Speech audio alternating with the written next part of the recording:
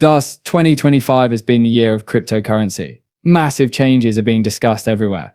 The OCC stepping up twice was one of the most amazing things that transpired. They essentially informed banks, hey, you're good to go with crypto activities, and then doubled down with, oh, and you can handle crypto custody and trading services too, on March 7th and May 7th, respectively. Discuss giving banks the green light to enter the cryptocurrency space. Whoa, we thought, this is big, but don't worry, things will get better. The FDIC also went on board and gave banks the same go-ahead. The Fed then did the exact same thing, following suit. We're assuming this alters the entire game at that moment, aren't we? Rather of targeting cryptocurrency companies, attempting to shut them down or making their lives unpleasant, they are now officially being allowed to play in the same sandbox. Because, let's face it, cryptocurrency was seriously attacked in the past. And to be honest, I believe that the large banks were mostly responsible because they were terrified of new technology. If we're being honest, they're still somewhat anxious about it. Do you recall the second choke point of operation? That amounted to a full-scale attack on the cryptocurrency sector as a whole. But here's the thing, one corporation appeared to have the largest target painted on its back even before the entire situation really got out of control. Yes, Ripple, you guessed it. For a very long time, XRP, Ripple, and the entire XRPL ecosystem have been under attack. Man, this drama just wouldn't stop since it began back in 2020. We're talking about attacks against XRP and Ripple that have been ongoing for more than 4 years. This is where things become fascinating though. The attacks persisted despite all of the recent positive news about banks receiving approval for cryptocurrency. With all the regulatory clarity, significant policy changes, and the passage of these massive measures, you would think that everything would settle down. You would assume that banks would be swarming in after receiving approval, wouldn't they? We had just witnessed Ripple submit an application for a banking license, after all.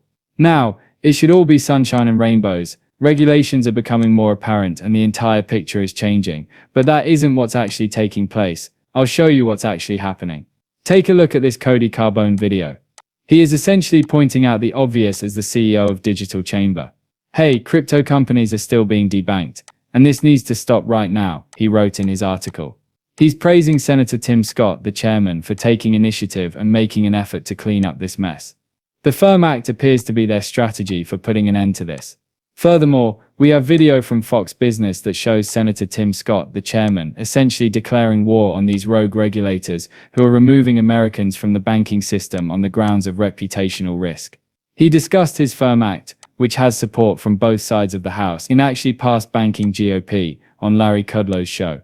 You must watch this video, 100%. Listen, this is similar to redlining in the present era. Do you recall the old-fashioned black and white redlining? Redlining is now both red and blue.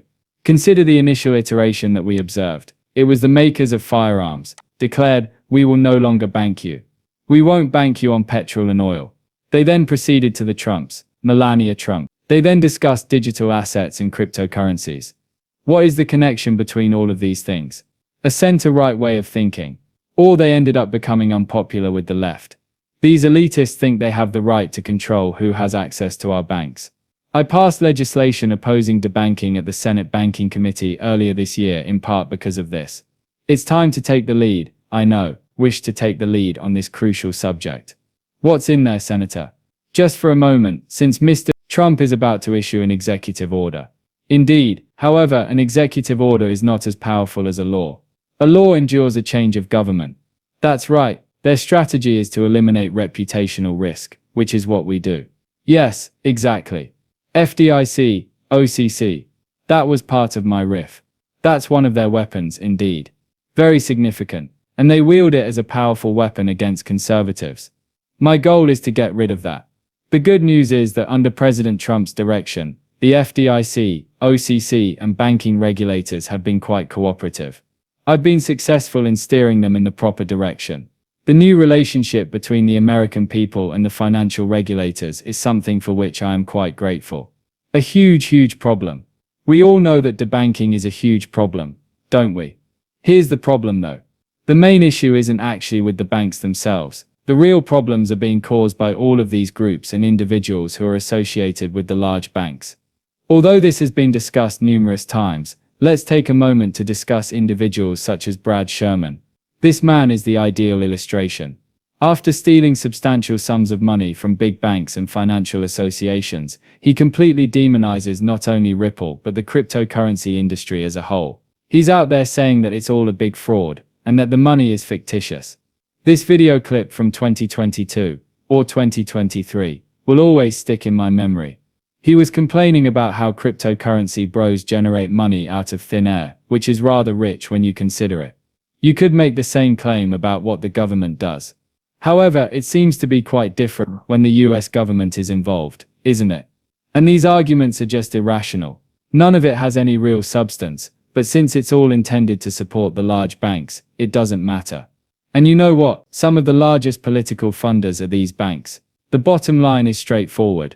Money talks and it controls everything. These enormous banks have mastered the art of using their influence to achieve their goals. However, this is the shocking update that was just released. The banking license of Ripple is being actively blocked by 42 banks. Do you think that's possible? These 42 significant US banks are represented by the Bank Policy Institute, or BPI, which has formally objected to Ripple's bid for a banking license. Furthermore, we're not referring to a few tiny community banks here. We are discussing the major players, including JP Morgan, Citi, Bank of America, Wells Fargo, Goldman Sachs, and essentially the entire group of financial giants. But hold on, things get worse. The BPI isn't the only entity participating in this disaster. This is what's actually happening. And it's crucial that everyone comprehends this.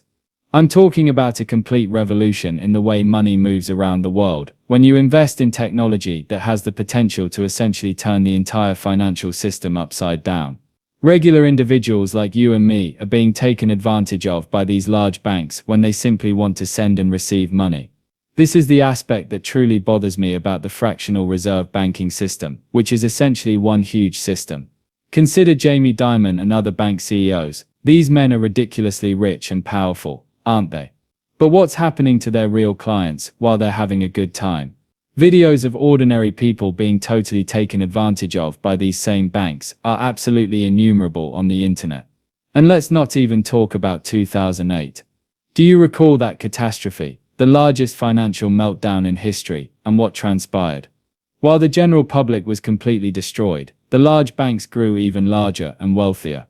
They lost their homes, retirement accounts, and savings. We are not pals with these large banks. Both have never been and will never be. Not only are they not our friends, but they are our actual adversaries. They want us to be forced to pay these utterly absurd fees each time we transfer or receive money. What do you think happens then when a business like Ripple emerges and fundamentally alters the way that banking and the flow of money are conducted globally?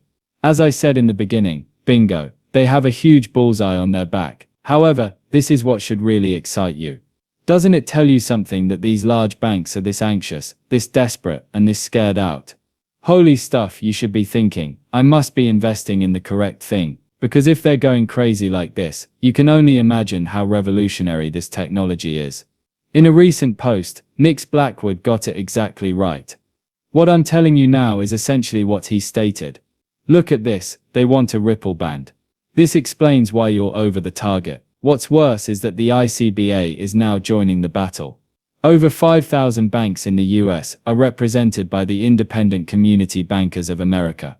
They are pleading with the OCC to deny Ripple's application for a trust bank charter.